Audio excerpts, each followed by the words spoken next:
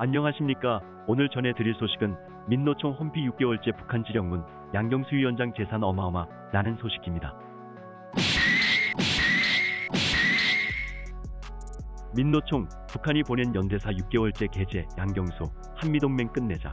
대규모 공안 사건에 연루되면서 민주노총은 1995년 창설 이래 최대 위기를 맞게 됐습니다.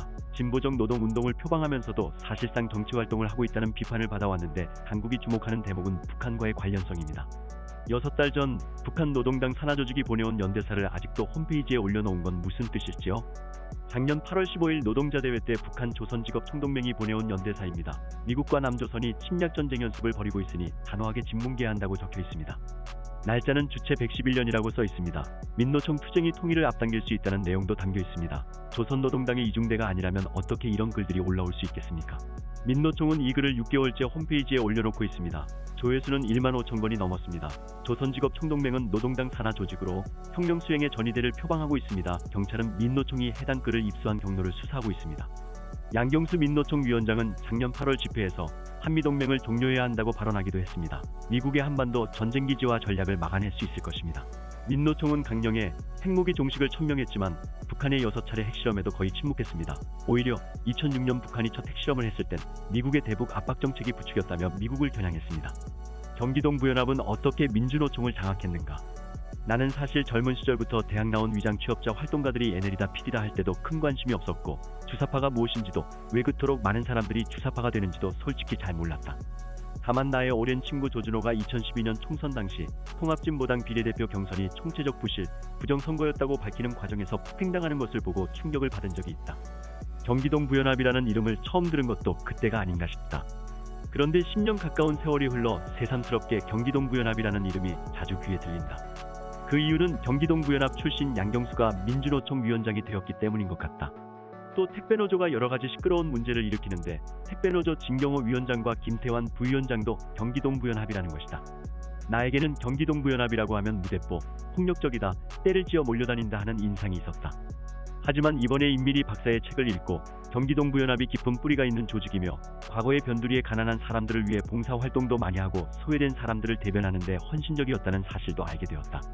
그러나 최근에 보여주는 경기동부연합 또는 경기동부연합이 관련된 노동조합의 모습은 매우 실망스럽다.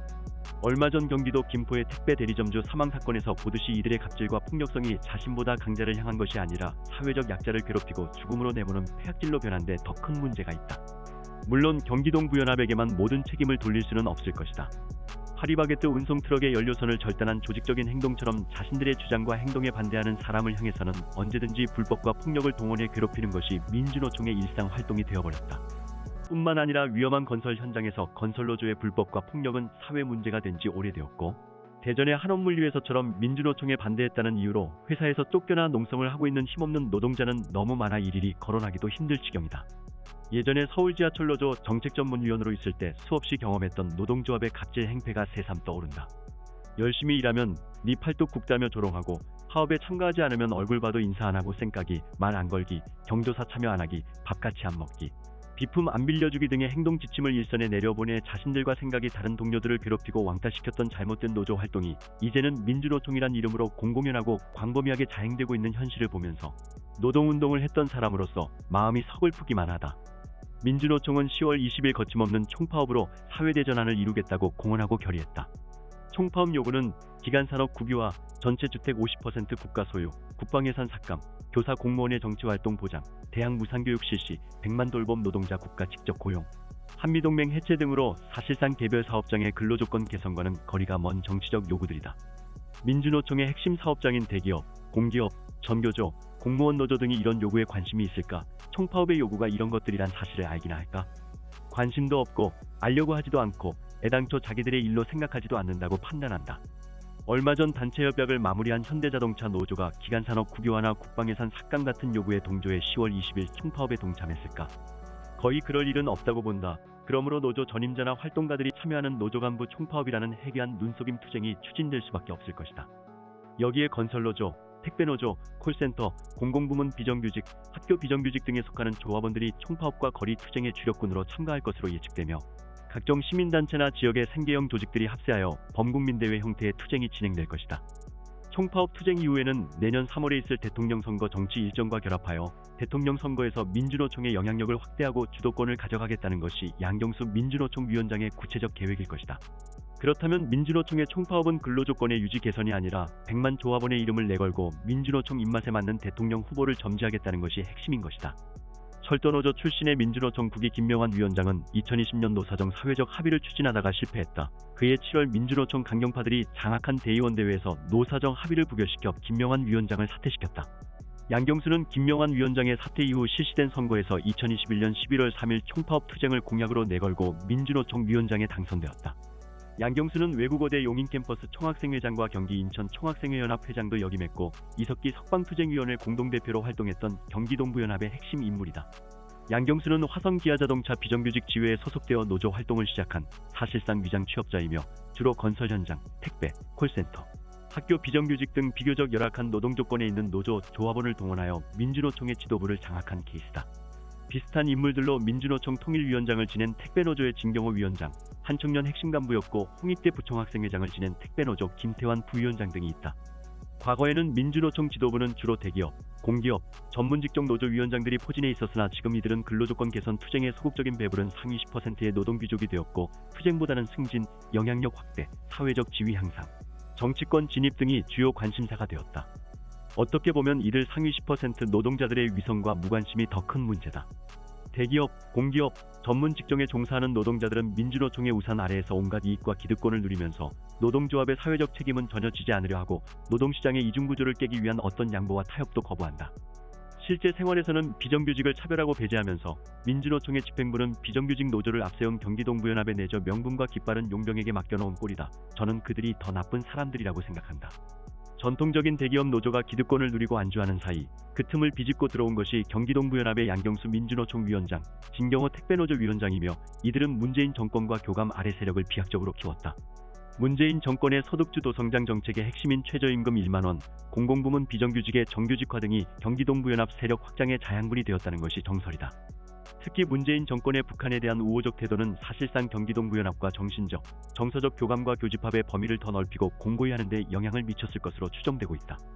이러한 결과는 70만 명의 민주노총 조합원 숫자가 문재인 정권에서 100만 명을 돌파하여 한국노총을 제치고 제1노총으로 등극하게 된 것으로 확인할 수 있다.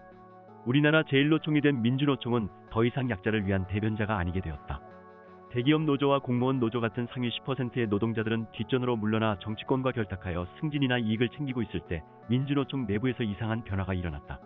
전교조에서 참교육이 사라지고 학교의 비정규직 노조가 투쟁을 주도하고 건설 현장의 일용직 노동자가 민주노총 투쟁의 핵심으로 등장하고 공무원 사회에서 전국 공무원 노조는 뒷전으로 물러나고 공무직 비정규직 노조가 투쟁을 이끌고 현대제철을 불법 습격 점거한 비정규직 노동자들이 민주노총 투쟁의 전면에 등장하는 변화가 일어났다.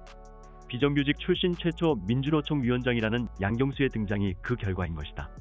이런 현상은 현대제철 협력사 노동자들이 자신들은 비정규직이라면서 현대제철의 직접 고용을 요구하며 사업장을 불법 점거하는 것이 우리 노동운동의 현실이 된 것에서 잘 나타나고 있다. 민주노총의 비정규직 노동자의 시대가 열린 것이며 동시에 노동조합의 불법과 폭력의 문을 연 것이기도 하다.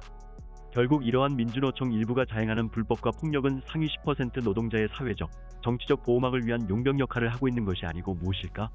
그 용병의 대표 비밀병기가 경기동부연합이 가지고 있는 현장의 풀뿌리 조직과 투쟁력인 것으로 보인다.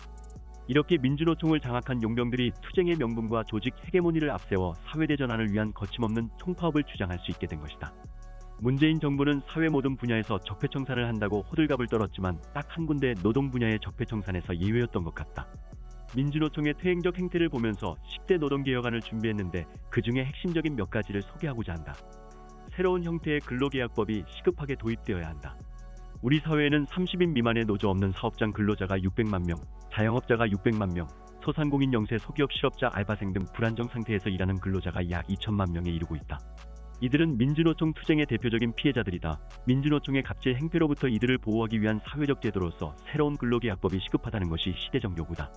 또 노동조합의 자주성을 심각하게 해치고 있는 전임자 임금 지급, 타임오프 임금 지급을 없애야 한다. 민주노총 등은 자칭 115만 명의 조합비로 운영되고 있는데 전임자의 생계비를 노동조합에서 지급하지 않고 회사에 의존하는 것은 시대에 부합하지 못할 뿐만 아니라 노동조합 이름으로 기업에서 삥을 뜯는 것과 무엇이 다른가? 뿐만 아니라 금속노조, 보건의료노조 등의 산별교섭은 2중, 3중 교섭으로 불법이다. 보건의료노조가 노정 합의를 했는데 다시 하부 조직은 교섭을 요구하고 그 요구가 충족되지 않으면 파업하는 것이 정상인가? 사실상 기업별 노조이면서 산별 노조라고 사기치고 있는 것이다. 지금 대한민국을 위해 가장 중요하고 시급한 것이 노동개혁이라고 생각하며 이를 이룰 때만이 일자리가 늘어나고 청년이 살고 자영업자가 살 수 있다고 생각한다. 민노총 핵심 간부 양경수 제3. 양경수는 민노총 경기본부당 출신으로 금속노조 화성 사청 분회장이다. 양경수 현재 재산은 대충 40억. 이게 노동자 재산이고 서민인가? 민노총 간부 재산 모두 15억에서 25억 생활비, 쇼핑, 여행도 버카로 한다. 좌빨 자식들은 전부 미국으로 유학을 보낸다. 핵심 간부들 월급은 1.5천만 원, 버카 한도는 1천만 원이다. 부위원장 월급은 2천만 원, 버카 한도는 3천만 원, 위원장 월급은 3천만 원 이상, 버카 한도는 5천만 원으로 버카로는 개인 생활비로 사용 가능하다. 정성산TV 좋아요, 구독, 알림은 큰 힘이 됩니다. 후원해주시는 모든 분들께 가열차게 멸공. 지금까지 정성산TV에서 전해드렸습니다. 정성산TV 좋아요, 구독, 알림은 큰 힘이 되겠습니다. 다음 시간에 뵙겠습니다. 가열차게 멸공.